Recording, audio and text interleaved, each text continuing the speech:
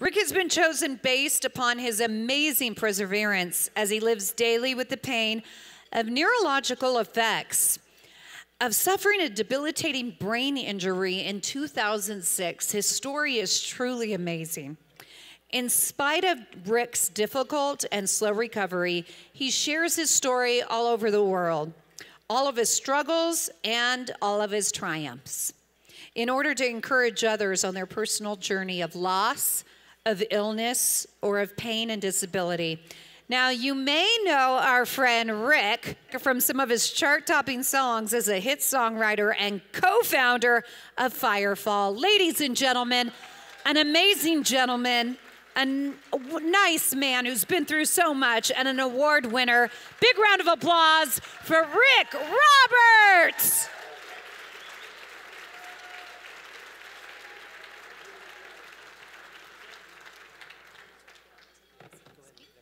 Do you want, I'll leave this right up here. You'll have to yell in a minute. Thank you. Thank you very much. First of all, I want to say I've seen some pretty neat costumes out here. Let me put this in. I have a big mouth, so lean in close. Okay, so as I was saying, now I've seen some really interesting costumes tonight. I was intending to come as my favorite crime fighter, Mr. Midnight, but I got away from home without my cape or my Guy Fawkes mask, and no one has commented at all, so we'll leave it alone. Anyway, I would like to tell you, I acquired my invisible disability in 2006. And it wasn't a big dramatic event, no harrowing car crash or spectacular skiing accident or anything.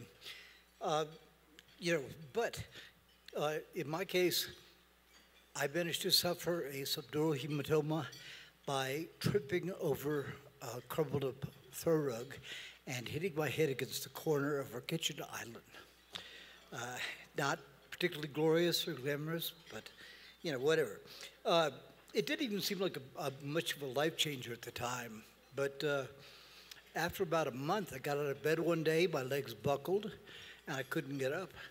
And subsequently, I was unable to walk for about 4 years of intensive therapy and everything like that.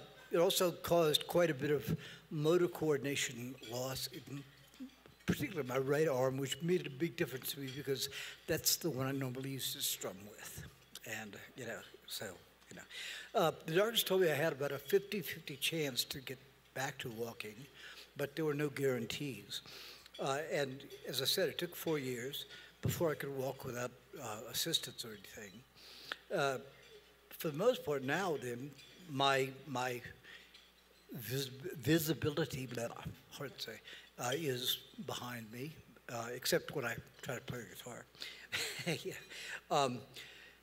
Other than that, I'm honored to be the recipient of this award, and I admit that when I was told I'd be getting it, I was kind of surprised and very puzzled because I never thought of my recovery as perseverance. I was just getting up every day and going out to achieve a desired goal.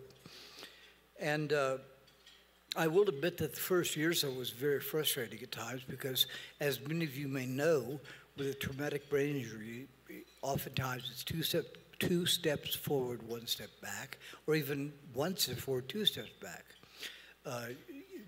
There's nothing that's written in stone. You master a skill and then it escapes again.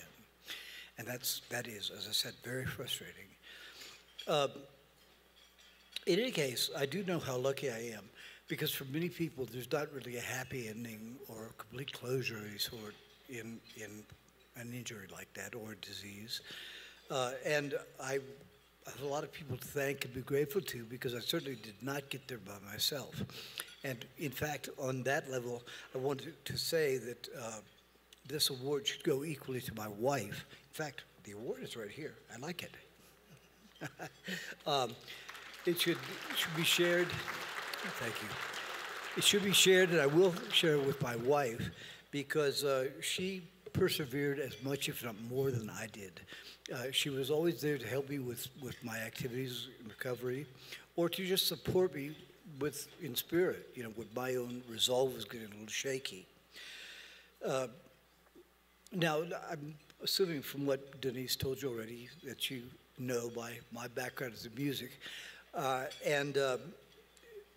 recently started onto a new chapter of that. I've reunited with my other songwriting partner in Firefall, Larry Burnett, and we're going out as a duo and doing some things.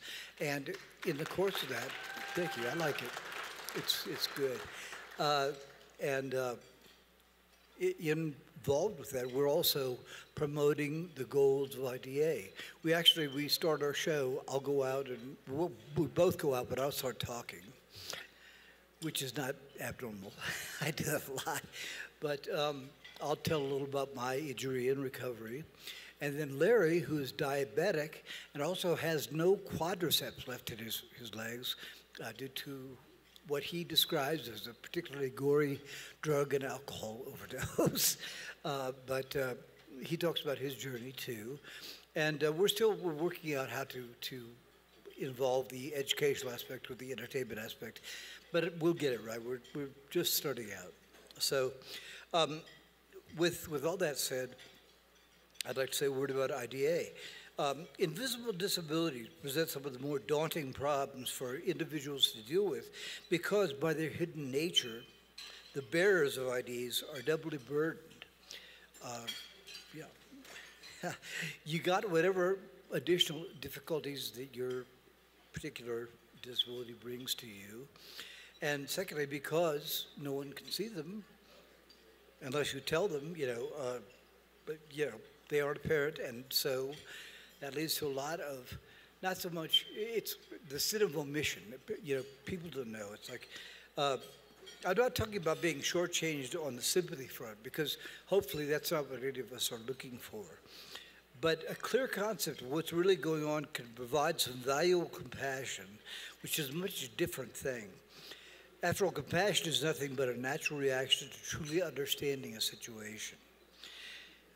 But by looking like nothing is out of the ordinary, when in fact there's a lot of things going on out of sight, others often fail to understand that we have to go an extra step just to get to the same results. Too often people make their judgments based entirely on what they see without a clear realization of all that lies behind the scenes.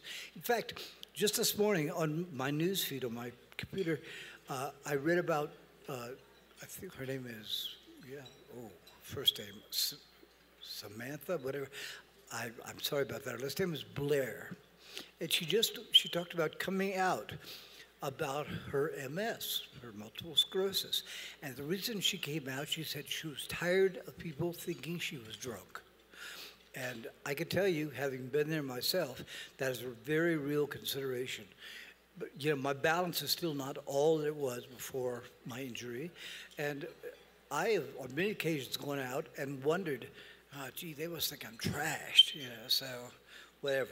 Nonetheless, IDA seeks to level the playing field through education and communication. And for that, I thank them, and once again, I thank you.